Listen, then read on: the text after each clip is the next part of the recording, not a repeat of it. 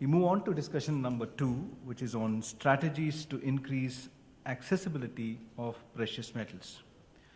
The session would be moderated by Mr. John Levin, Head of Commodities, APAC, TD Securities. The panelists who would join Mr. John Levin are Mr. Bruce Ikimuzu, Representative Director, JBMA, Mr. Andrew Naylor, Regional CEO, APAC, ex-China, World Gold Council, Mr. Oliver Martin, PGM Trader, Anglo-American Platinum, and Mr. Kazuya Naoki, Head of Metals Asia, ICBC Standard, Singapore branch. As with the previous discussion, there would be a question and answer session towards the end, so keep your questions ready. I hope this time we would have some time to take up some questions. And those who are online, please post your questions on the chat box. We will take up the question. With this introduction to the session, may I invite Mr. John Levin and the rest of the panelists, please. Mr. John Levin.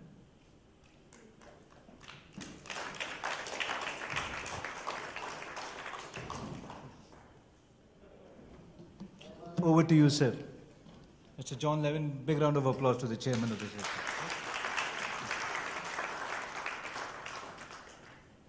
Yes.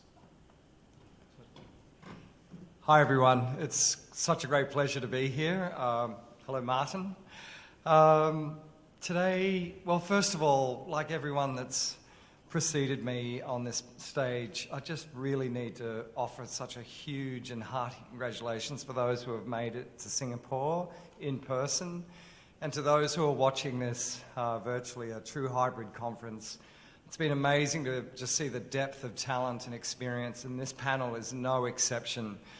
It is such an array of experienced people. You are in for a treat in terms of what each person can individually bring to this conversation. I'm really excited.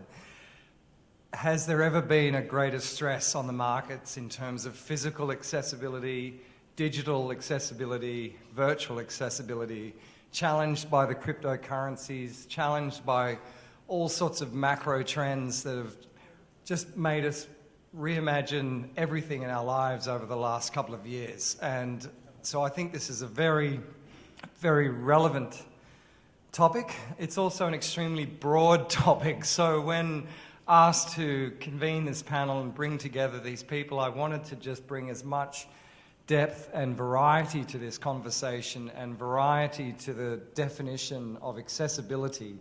So I think we're going to touch on all sorts of areas, from accessibility and improvement in the digital space, ranging right through to the platinum group metals, which as you know, a market that can be challenged by illiquidity at times, yet still remained accessible. There was no nickel event, even in the platinum group metals, despite it being so heavily exposed to sanctions and geopolitical risks. So please allow me to introduce Bruce Ikimuzu. He is a long-time friend of mine. We used to work together many, many years ago. He remains a very close friend. There's probably no one who knows more about the Japanese precious metals market than this man. So I think we're all extremely privileged that Bruce, thank you for making the effort to come to Singapore. And please help us understand a little bit more about some of the developments in accessibility in the Japanese market. Thank you, Bruce.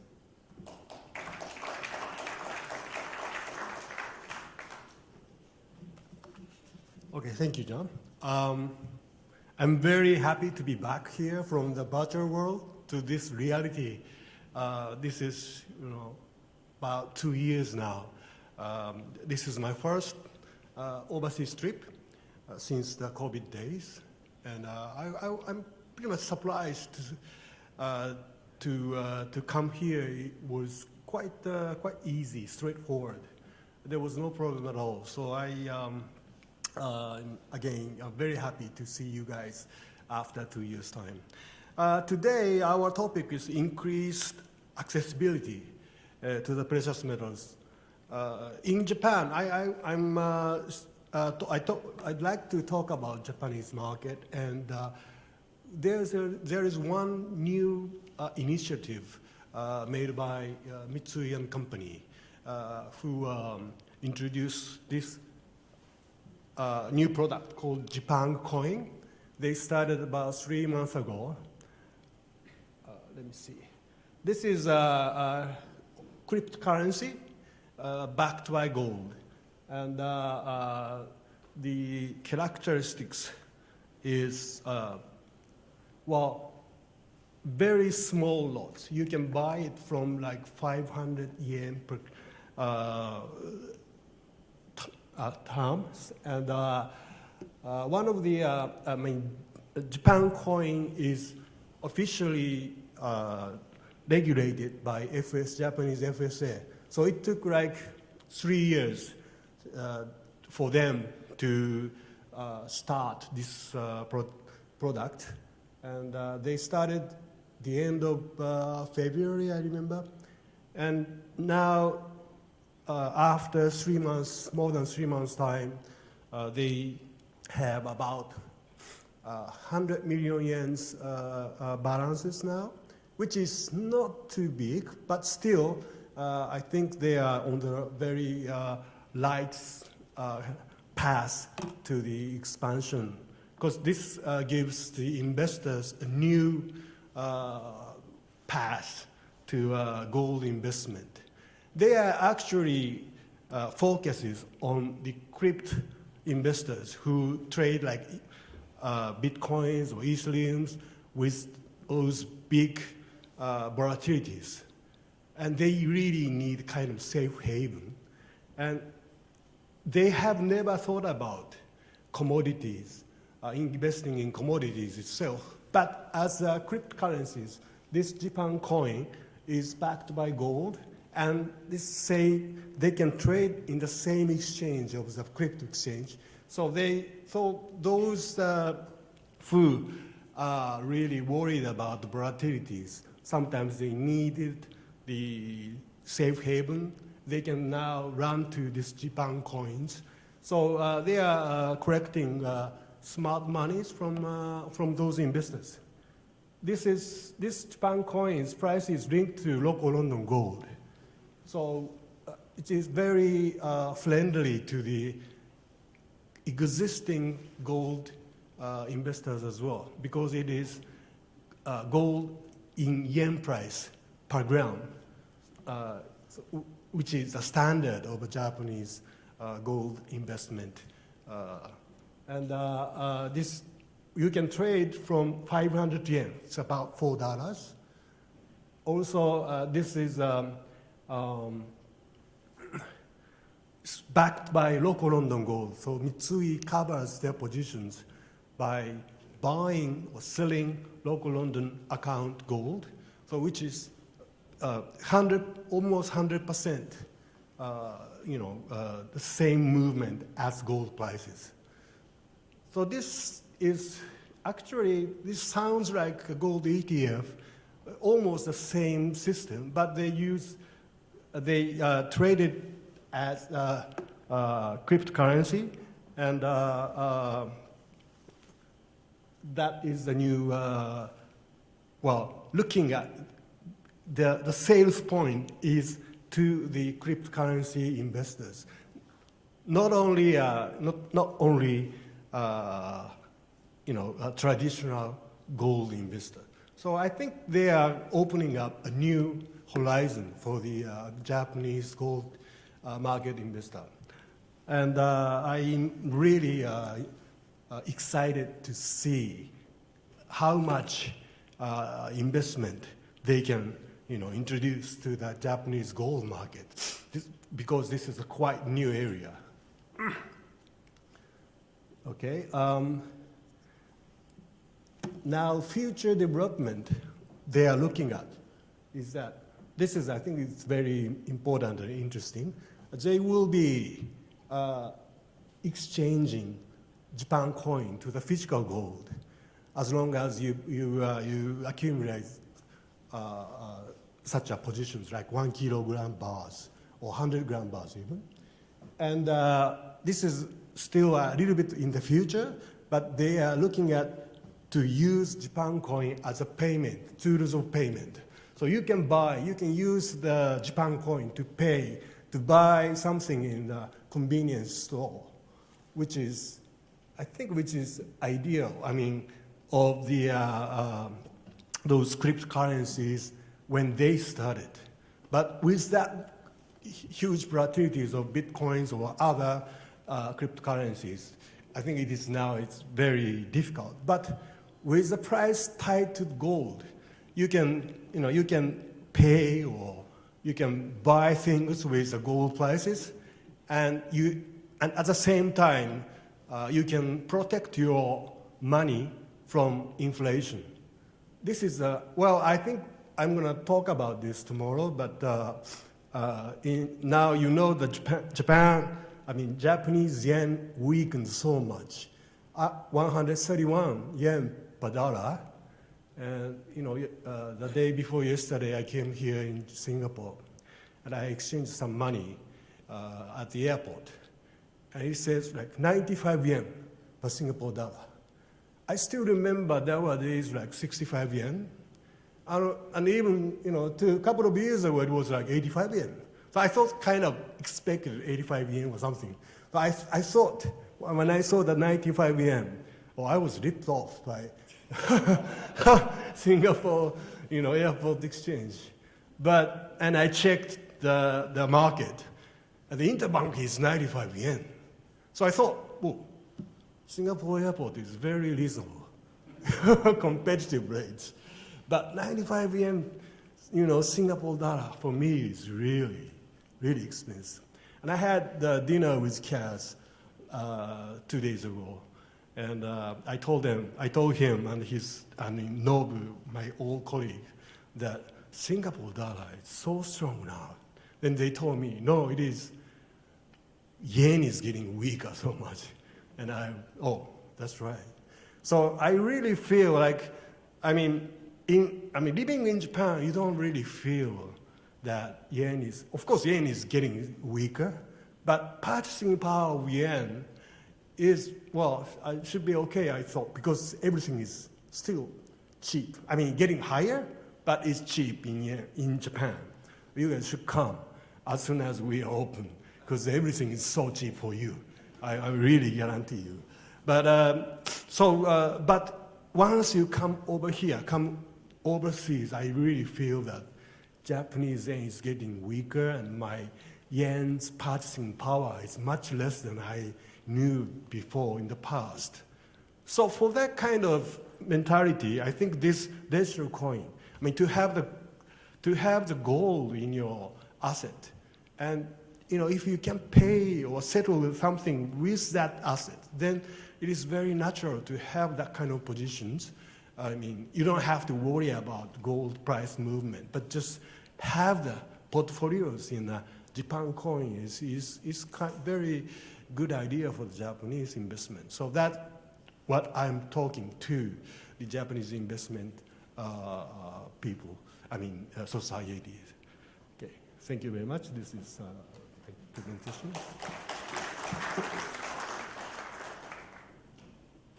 Thank you, Bruce. A typically humble presentation style, but the firepower that this man has on his knowledge of the market has always impressed me. I can remember as a young man working in New York, and Bruce was my colleague in Tokyo, and I guess this links to accessibility somewhat, but you had all these big-time New York traders that were looking for liquidity, let's call it accessibility. And at the time, the Tokyo Commodity Exchange was this behemoth exchange in Asia, much like the Shanghai Gold Exchange is now. And I said to Bruce, look, these guys are looking for liquidity in Asia. Do you think you could price them up in, say, 100,000 ounces of gold at a time? And he said, sure, no problem, Tokyo. So it's all about finding that accessibility, finding that pathway to the market.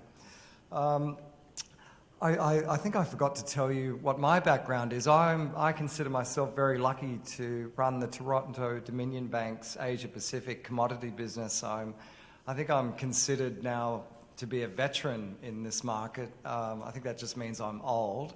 But I consider myself so lucky to have worked in New York for 9 years, 8 years in London, 9 years in Asia, and it's just all been, I consider it to be an all expenses paid tour of the world. I just love this market so much.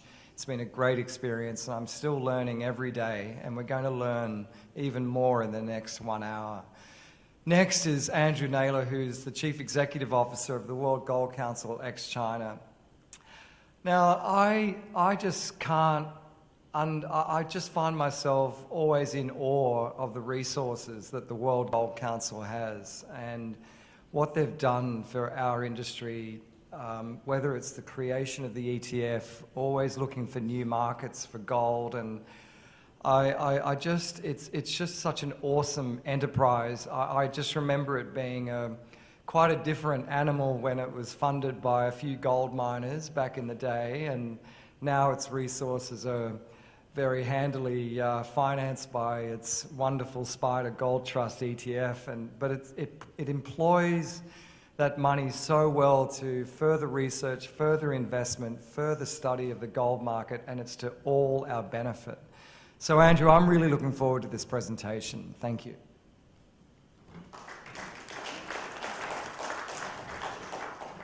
Thank you, John, for the introduction, also to the APPMC for putting on today's event. It's great that we can meet back in person once again. I've had the privilege of seeing what my other panelists are talking about, and obviously Bruce's presentation, and the focus there is primarily on the different products and the market infrastructure, the physical infrastructure, the financial infrastructure that can be put in place to increase accessibility of not just the gold market, but the precious metals market more broadly. I'm going to take a slightly different perspective, draw on some of our initiatives and our research, and talk about the demand side of accessibility. So what do consumers, institutional investors want when it comes to gold in particular? So first of all, just to set the scene, I think the key takeaway is that gold is a dual asset.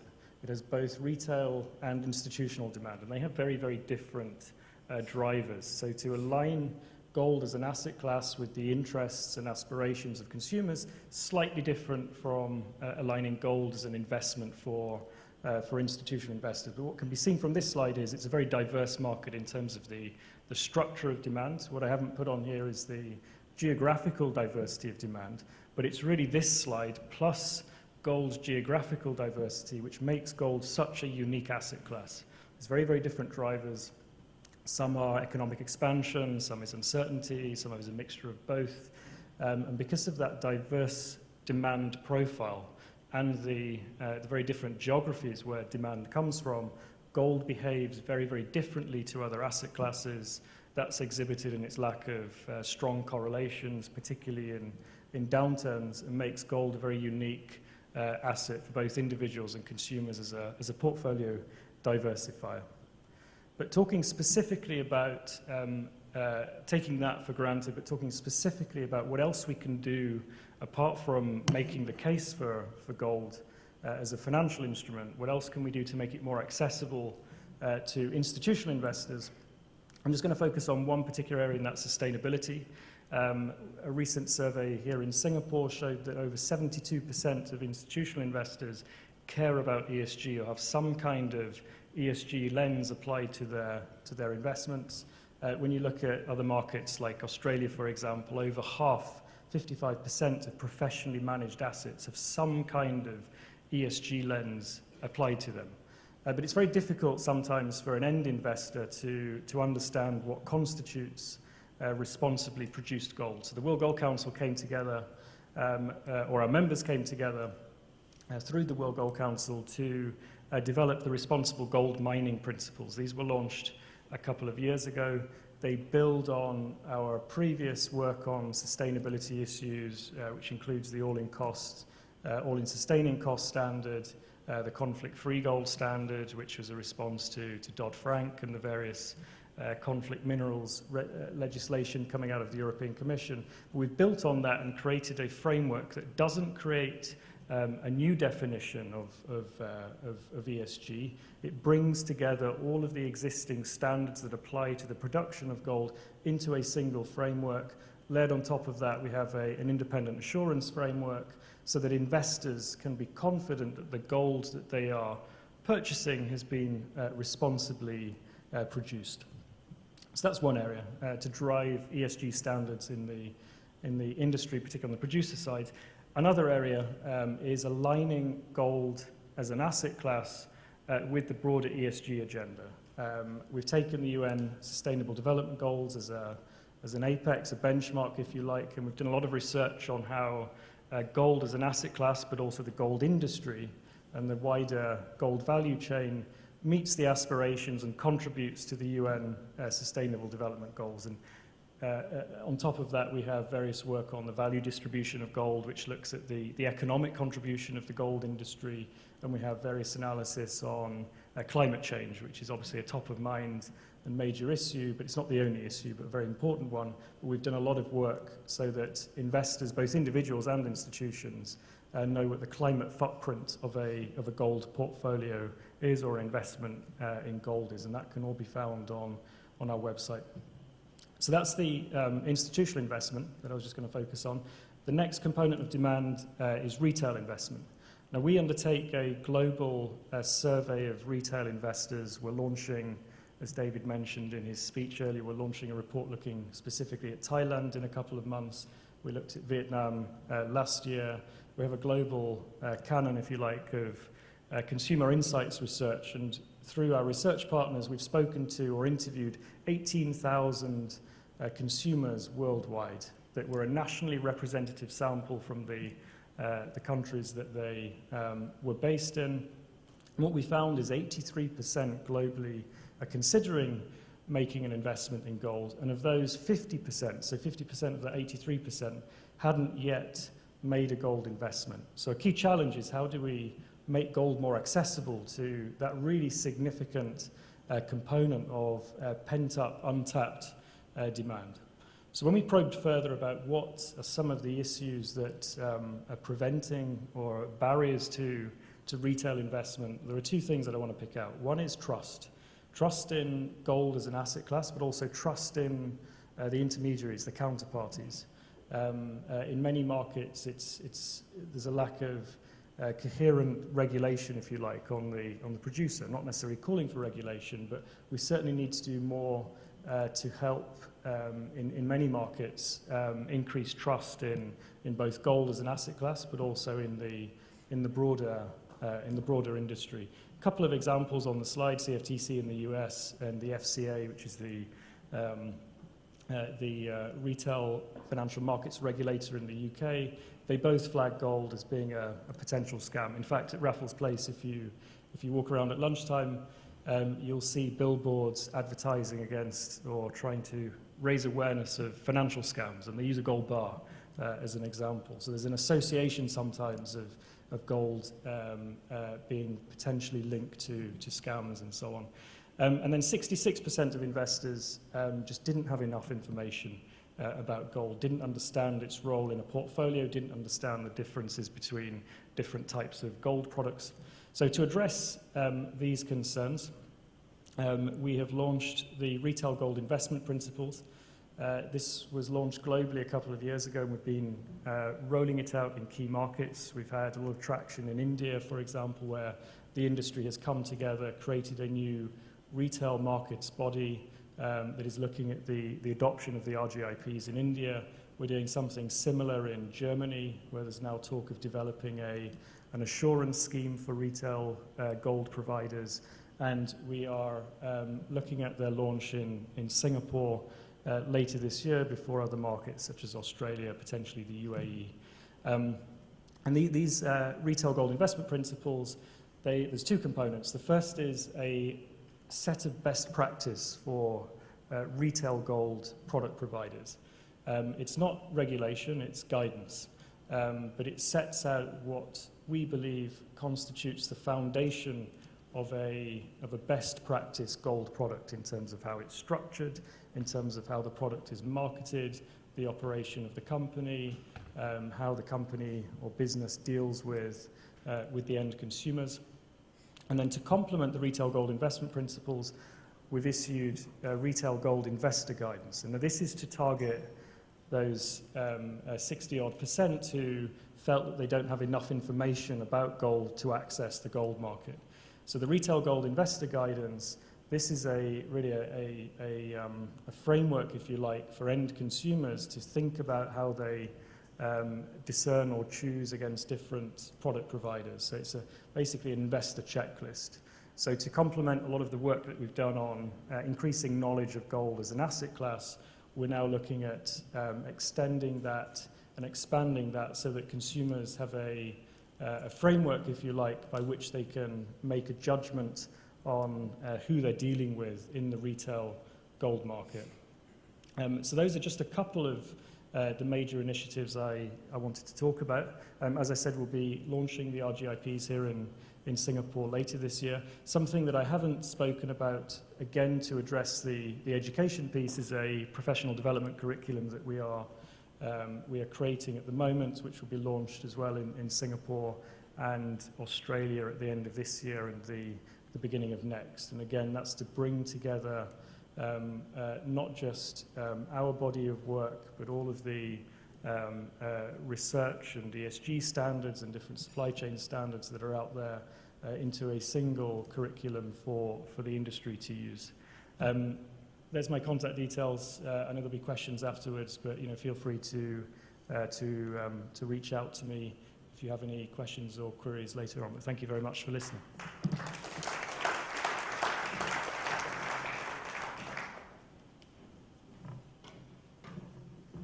I think Andrew touched on just really a core concept there, that when you have trust, that is the pathway to accessibility.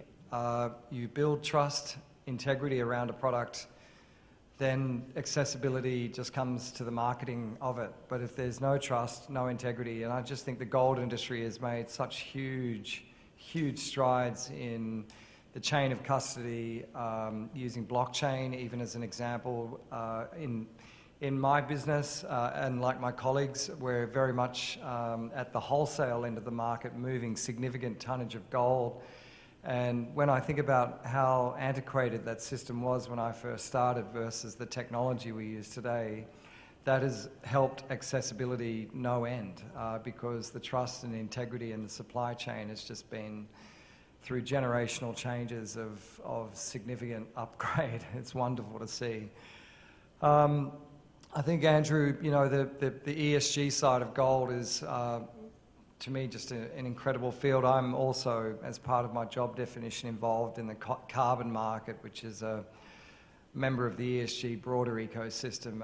And I think that it's just incredible to see the contribution that the mining companies are making to their carbon emission statements and their compliance to the Paris Accord. And that in itself helps accessibility, because shareholders want that. They want to see that compliance to those standards, and the World Gold Council just does great work in helping on that. Now, the next speaker, I've just got to tell you a bit of a story. He's quite I like Kaz. We go back a long way. We used to work together. I see someone at the back of the room who was in the same room with us. But when Kaz arrived from Tokyo to Mitsui, Sydney, where I was working along with Michael James at the back there, I thought I was a pretty good tennis player. And so I invited Kaz to have a hit. And it was meant to be a display of soft power, if you will, that, I was the better person, basically. Anyway, love six. He thrashed me in tennis, so I thought, okay, what can I beat you at then? And so we tried golf. I don't know if you remember, Kaz, but who was I to take on someone from Japan in golf? So he humiliated me on the golf course. So, Kaz, can you just not upstage me today, please? Because I'm very nervous. But Kaz is at ICBC Standard Bank, an institution that I rate so highly. They have been in this market for so long and are so good at what they do. And I can't think of a better person to talk about the accessibility with a particular I think, insight on the movement of physical precious metals. Because remember, accessibility comes down to making sure that you can, but very basic things, getting delivered on time, getting the brands you want, getting to the location you want. So accessibility in this part of the panel session, I couldn't think of a better person on this particular part of the market than Kaz. Please Please, Kaz. Thank you.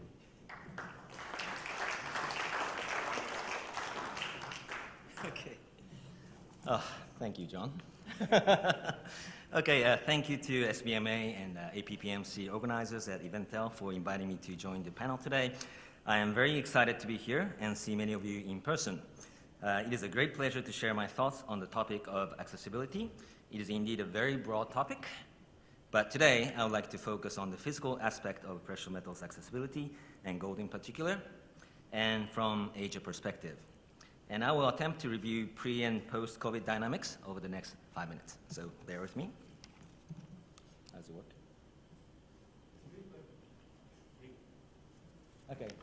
Okay, so this slide just basically says we're a joint venture of ICBC and Standard Bank, and not subsidiary of a Standard Chartered, okay?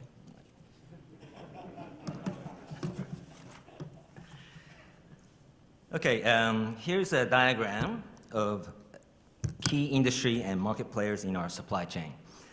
From mining to investors, each of these value chain members play a vital role and help make our industry more functional and more efficient. Our industry is well supported by the professionals from logistics, financials, and market services.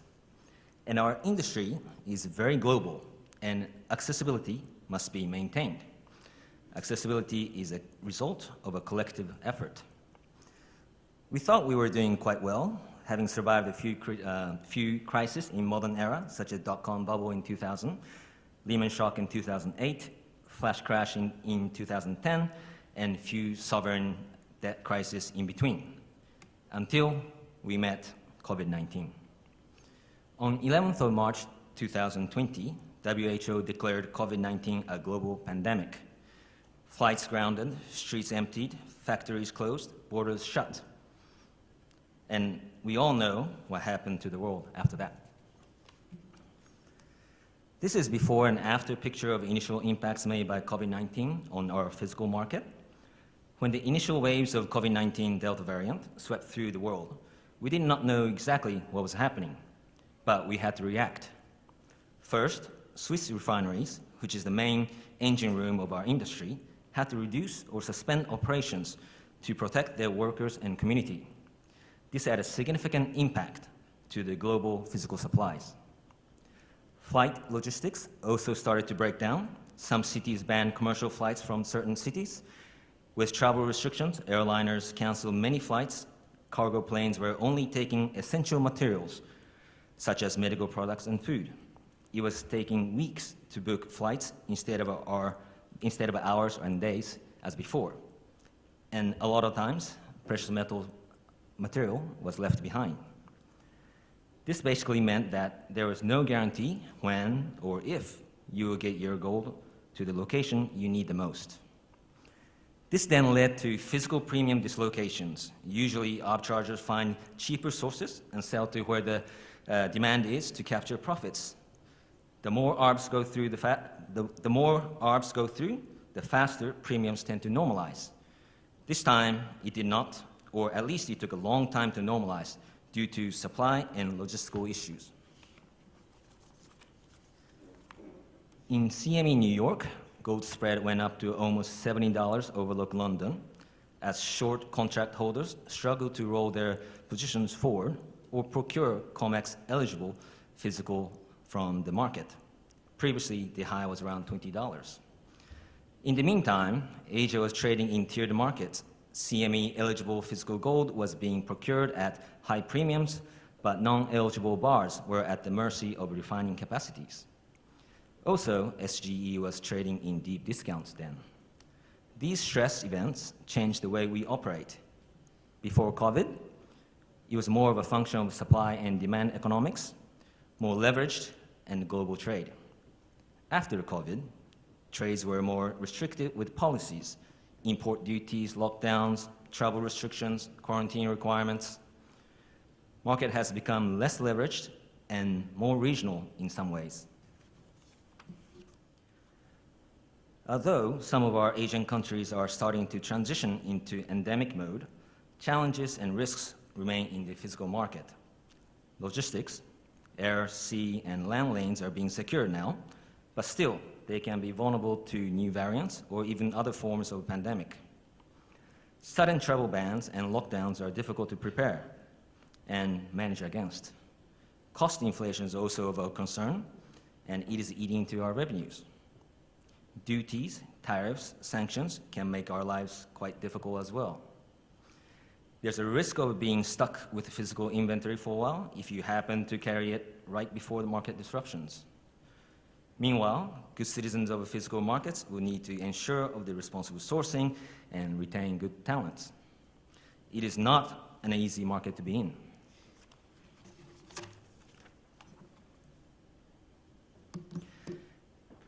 How can we do better in Asia? This is just more of an open-ended question, and I don't have the answers. But for discussion purposes, I will throw in a few ideas out there. We need to find a way to hold more kilobar inventory in Asia to make them more widely accessible by the market participants. But of course, there will be a cost involved, and interest rates are going up. How to make our gold in Asia more fungible? Perhaps we need to look at ESG angle and get that refining and recasting capacity up in Asia. But at the same time, we also need to make sure to fill the capacity as well. Then, if we can make, let's say, Singapore a delivery point of a futures exchange or OTC market, that will attract a lot of gold and create an excellent liquidity pool in Singapore or Asia. So Sachin, I hope you're listening somewhere out there. Then perhaps it will be a good time to discuss about kilobar clearing in Asia as well. We also need to find a better way to capture untapped retail and investor flow. There's a lot of work ahead of us, but I'm optimistic that we can work together to move forward. Thank you very much.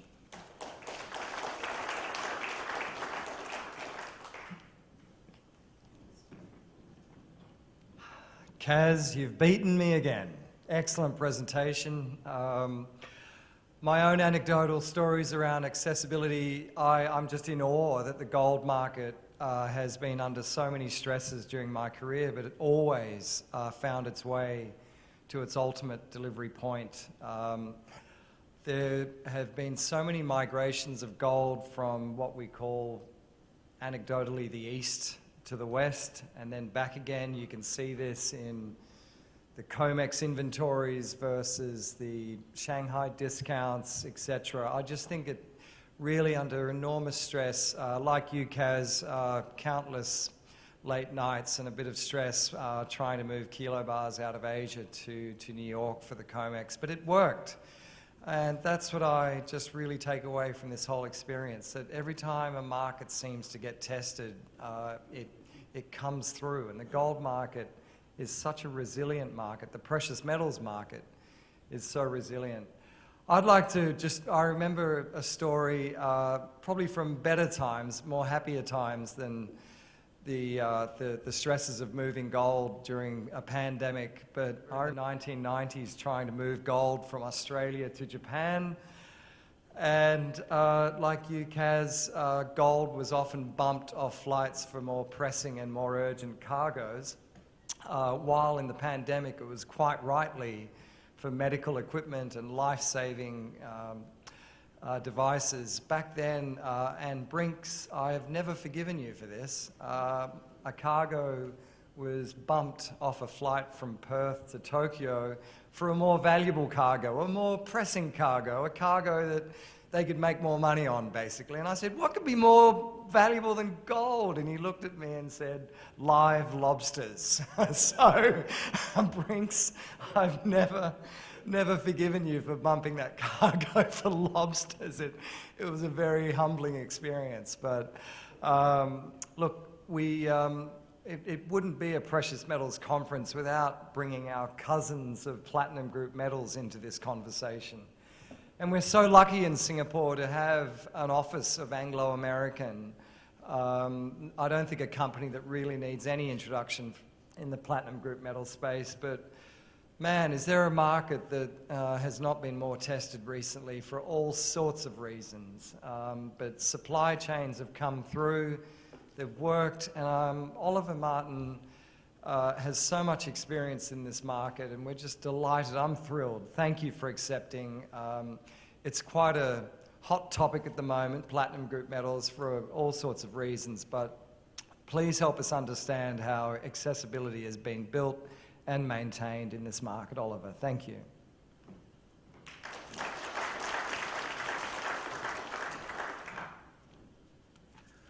Thank you very much, John. We've got, hello. At Anglo, there's a few, in the precious metals, platinum group metals market, we've got our own stories about, war stories about metal being kicked off planes at the end of reporting period. So that's one for another time. But, okay, how do I get, I'll just move that forward. Okay. So first of all, ladies and gentlemen, thank you very much for, and the SBMA, for very kindly inviting me to talk here on the more, probably more niche, but no less interesting market of platinum group metals and accessibility.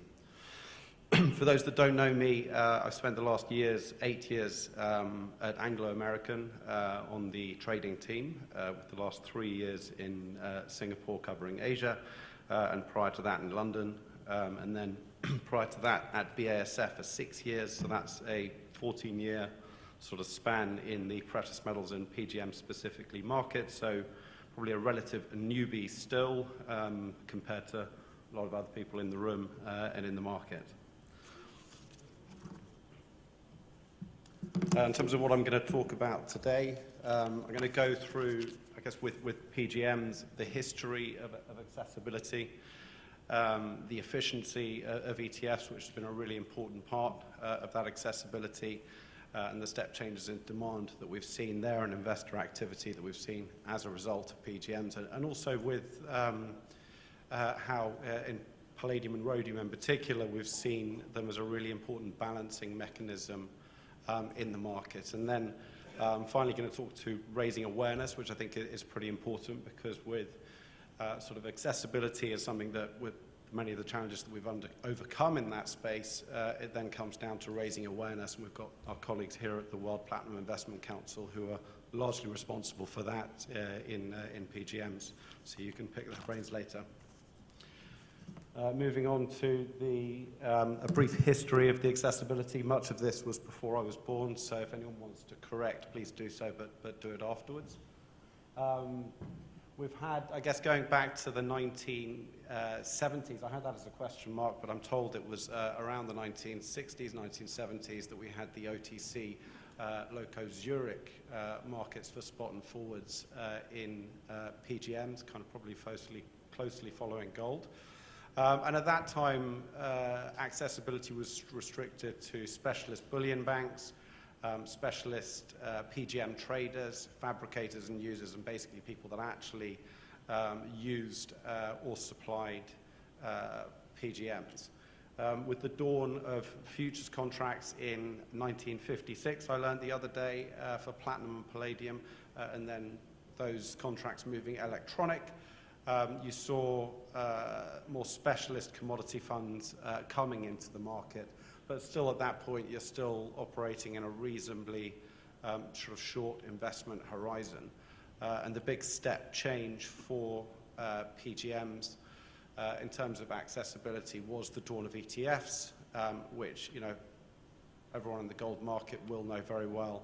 But that was the kind of the biggest move in terms of getting the wider market access to precious metals, including retail funds, pension funds, sort of wealth funds, and the like. A very quick slide on sort of why precious metals are so useful in ETFs, and sort of particularly platinum and palladium as well. And a lot of this everyone will know, but very durable. You know, platinum in an ETF can last for sort of decades, hundreds of years almost. Very low storage costs and insurance costs versus the value of the commodity. I was going to put easy logistics, but Kaz has just pointed out the challenges that we faced recently on that. But generally, very easy logistics. You can get metal from one side of the world to the other in a day or 2 days on an indirect flight.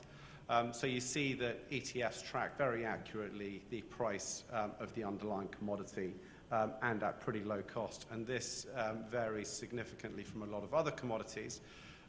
In particular, we saw the challenges in the energy market in 2020 where WTI went negative, and that was a commodity that was tracked by futures or ETFs that were tracked by futures contracts, and you don't have those same sort of dislocation risks and slippage costs in precious metals and in PGMs. Moving on, so looking at platinum, you can see here how ETFs were the biggest factor in terms of accessibility and increased investor holdings. First, the European ETFs launched here in orange, and then access to the US markets in yellow, and then finally the South African ETFs. And this was kind of quite important because the South Africans are some of the biggest investors in platinum and palladium ETFs, partly to do with the long history of mining, obviously in PGMs that happens in South Africa as the sort of predominant producer, but also South African investors could only have 20% of their holdings invested overseas, so this solves that problem. Moving on to the balancing mechanism that ETFs provide, I think it's best shown when we look at palladium and rhodium, and you can see that during times where the market has been very well supplied, you've seen a very big build-up in holdings of both palladium and rhodium. Here, rhodium is obviously much smaller in ounces, but relative to the size of the market, it's meaningful. And then in palladium, when you saw the market become very tight in 2017, you can see significant drawdowns from ETFs, which was really important in supplying the industrial market and accessibility to the industrial market at that time. And the investors did well because they bought at low prices in well-supplied markets and then released their holdings at higher prices during market tightness. And that's very much the same with rhodium there. Moving on finally to raising awareness, and sorry, bear with me. In terms of raising awareness, and that's where we come to the World Platinum Investment Council. So Anglo is a founding member of the World Platinum Investment Council, which was launched in 2014. And WPIC increases global awareness of platinum as an investment asset and also works with a number of partners to increase the number of platinum investment products available. And that's very successfully been done via ETFs issued with Granite Shares, which is a low-cost, physically backed ETF in the US. The Royal Mint has been,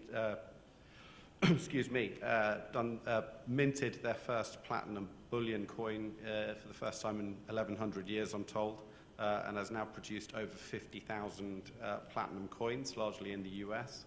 And for the Queen's Platinum Jubilee, which I'm sure you'll know has just happened, WPIC are presenting the All England Tennis Club with 2 specially commissioned commemorative platinum coins to be used for the ladies and gentlemen's finals singles coin tosses. And then China, lastly, and again, we can talk to my WPIC colleagues down here later, but China is a really important market for platinum, given the history of jewelry in the retail space there, and also going forward, the importance of platinum in the hydrogen economy, which is well known in China. And that's where I'm going to leave it, and then I'll leave the sort of the tough geopolitical and supply side challenges to the panel.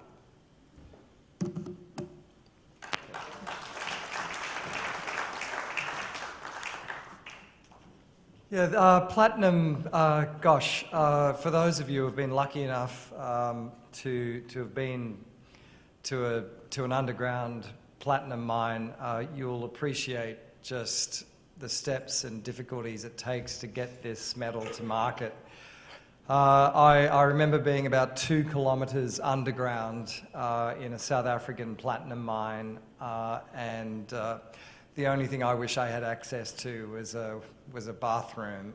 It was quite an intimidating experience and brought a whole new respect to just how difficult and just what a remarkable job from that 2 kilometres underground to seeing platinum jewellery in China just a few weeks later, and the supply chain and the efficiency just an extraordinarily humbling experience to see that supply chain from the literally the coal face, the mine face, to jewellery stores, and just how efficiently that is done. That just helps accessibility in such an extraordinary way. Thank you, Ollie. Before we get to the Q&A session, there's just a couple of things I want to say, and that is that to Martin, as the outgoing chairman of the SBMA, I want to thank you for everything you've done for this in very difficult times.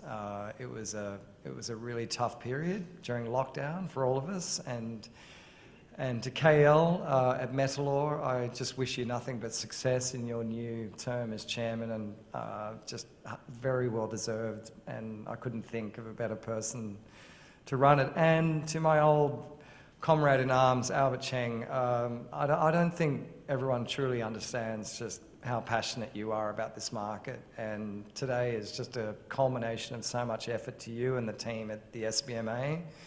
So thank you. It really is quite extraordinary to be up here in person for all of us, for me, and for those joining virtually. We hope next year you can all join us in person.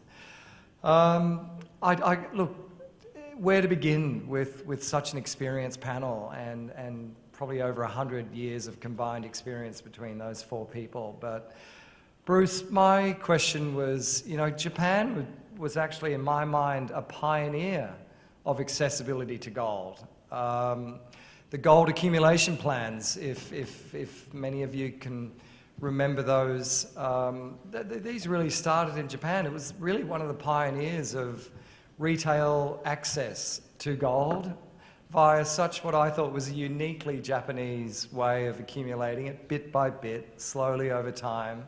Just struck me as such a uniquely Japanese approach to investment. But with gold now trading in record high terms in yen, what a tremendous investment that has been.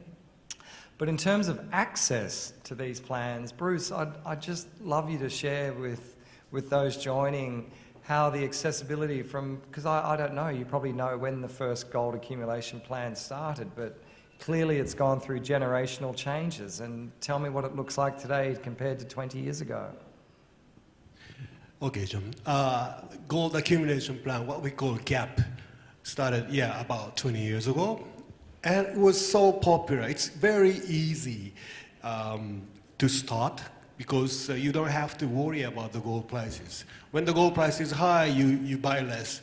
And when the gold price is cheaper, you buy more. It's a dollar average pricing way of purchasing gold.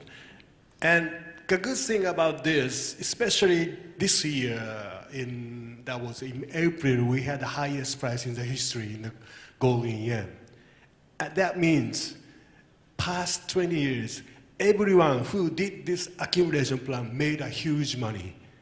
And that is also attracts new people to start the gold accumulation plan.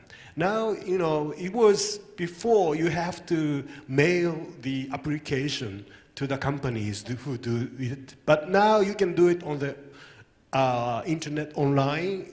Even you can do it from the smartphone, and you can also buy spot purchases, looking at the market. You know, so it's moving more efficiently, because when they started, you just can't do average buying. But now, lots of people looking at. I mean, if you are doing the accumulation plan, you look at the market, which is a good thing, because you really, every day you see the newspaper or news about gold market, and if you think it is cheap enough, then you buy extra. So it is becoming more and more active, and accessibility is, more digitalized, and especially for younger generation, it is very common for them to trade through the smartphone internet basis. Thank you, Bruce. Look, Ollie, platinum group metals, the horrors of what the world has witnessed doesn't need mentioning what I'm referring to, but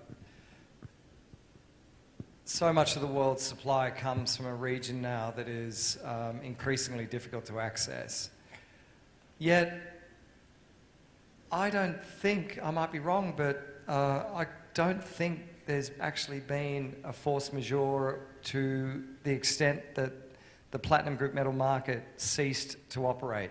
And I can't think of a more uncertain time for such a market. There has been, you know, with no disrespect intended to the base metals market, the nickel market actually shut for 1 week or more.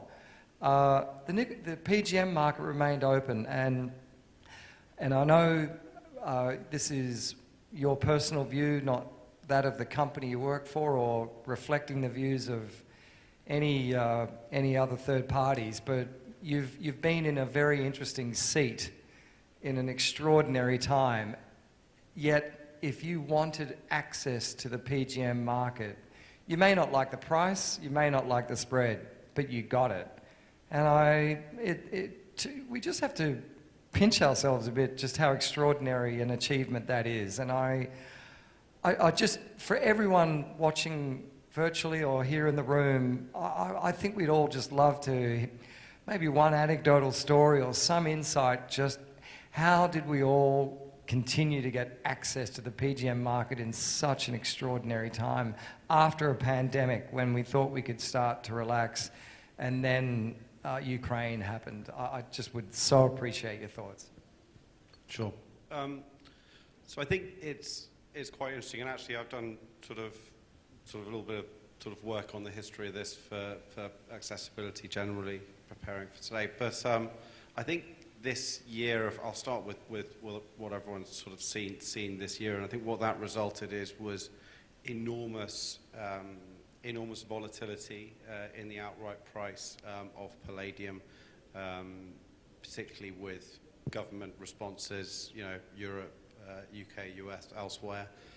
And it was very much news and headline driven, but we saw in terms of availability, you did see forward rates tighten for sure at times, but ultimately, you know, you didn't, as you say, at any time, you were always able to borrow metal if you needed to borrow metal. You were always able to buy metal if you needed to buy metal. And I think you've always been able to buy metal, excuse me, in platinum and palladium at one of the auctions, which happens twice a day, going back to sort of 1979. And while this has been a particularly challenging time, and COVID was really challenging for the reasons that Kaz talked about in terms of logistics and huge dislocations in futures markets and OTC kind of spot and forwards.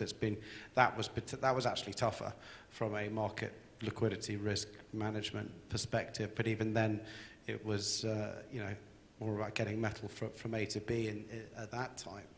And if you look back, you know, historically, there have been times when, you know, palladium lease rates have been, you know, 200% on the sort of the short end of the curve, so sort of sub 2 or 3 months, which is kind of unheard of. I think I was at university when that was happening, so I wasn't in the market, so not speaking from direct experience, but you know, that was quite some time ago. But I think it's a more challenging market than gold because they are smaller markets than gold, and a much greater amount of demand is in the industrial space and consumed, but sort of used, and so it is more challenging. But we've always managed to find a market clearing price.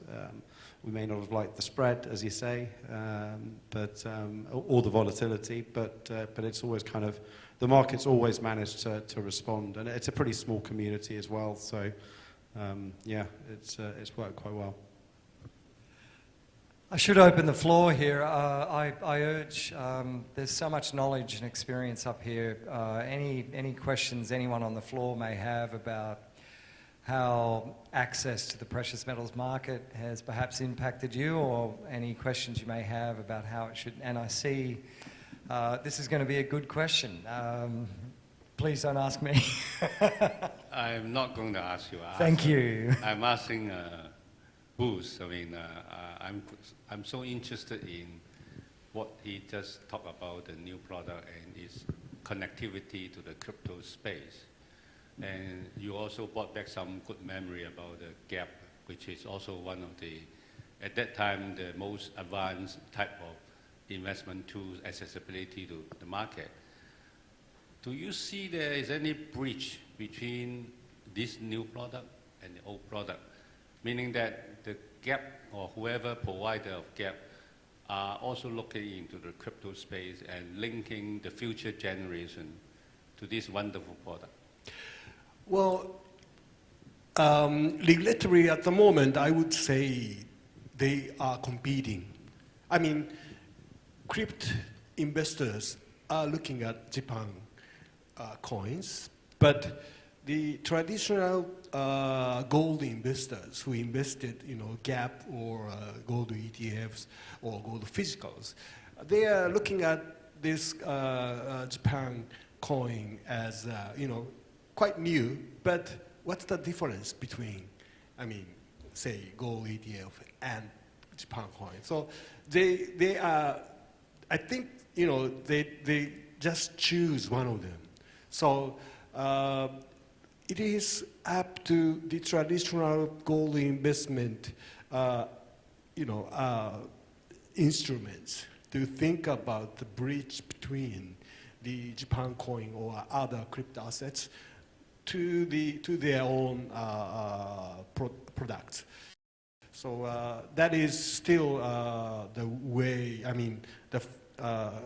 to come, I think, not yet really happening as far as I know at the moment.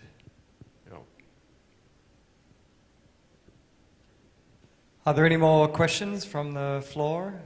Just raise your hand. Martin?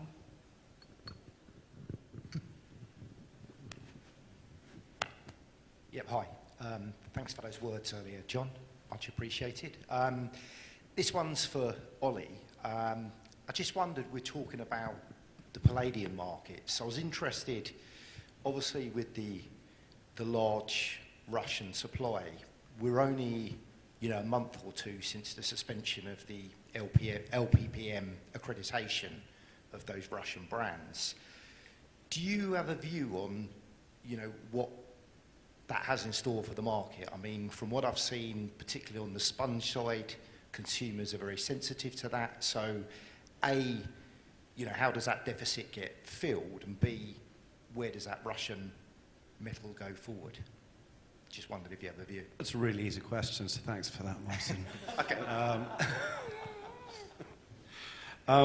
It wasn't a setup, by the way. Yeah, thanks. Appreciate that. But yeah, no, I think that's a really hard question to answer, first of all. So, and there's a number of reasons in which, I can be wrong in answering it. So I think the first answer is people don't know yet. From a technical standpoint, metal from Russia can still go to the market. It can't go to the UK without sort of the tariffs that have been mentioned, been announced recently, which I think is 35%. It can't go into LBMA vaults because they're no longer on the good delivery list, and that's the same with sponge.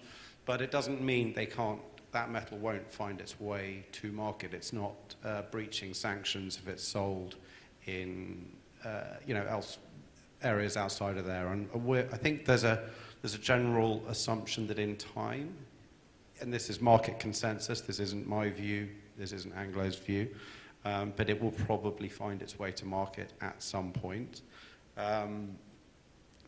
Having said that, a lot of companies are trying to avoid it where possible. So if people have a choice of Russian versus non-Russian metal, and it's the same price, they're going to go for non-Russian, and people are trying to avoid it. But we're going to have to see how this one pans out. The market could be in a significant deficit if people refuse to take it completely. But if it does find its way to market, will continue to be well supplied. And if you look at forwards where they are now, you're not really seeing massive indication of tightness just yet, but then you are seeing it, as you said, in the sponge market. So we'll have to see how that kind of flows through the system. Excellent answer. One of my objectives was to make sure that we wrap this up almost ahead of schedule, because none of us want to sort of linger late into the afternoon beyond schedule. We know you all want to meet up and network and catch up with old friends, old acquaintances, make new friendships, new acquaintanceships. So unless there is another question, I might just wrap this up. TD is a very proud sponsor of this conference, but I want to thank all the sponsors, including my friends from Rand Refinery, who have made the long journey from South Africa. So welcome to Singapore, and welcome to everyone. I can't tell you, I'm a people person, as anyone who knows me will attest. So to be back in person with you all, to be back meeting with you all in person, I'm just so thrilled, so delighted, and thank you for making the effort to come here, and thank you very much, everyone. Have a great conference. See you soon. Bye. Thank you very much, Mr. John Levin, for moderating the session so very well. Thank you very much, sir. May I request all of you to kindly come forward for a group photograph. That's a panel discussion on increasing accessibility in the precious metals market, excellently handled by Mr. John Levin and nicely participated by an experienced team of 4 participants, Mr. Bruce, Mr. Andrew, Mr. Oliver, Mr. Kazuya. Thank you so much. Thank you all. Thank you very much.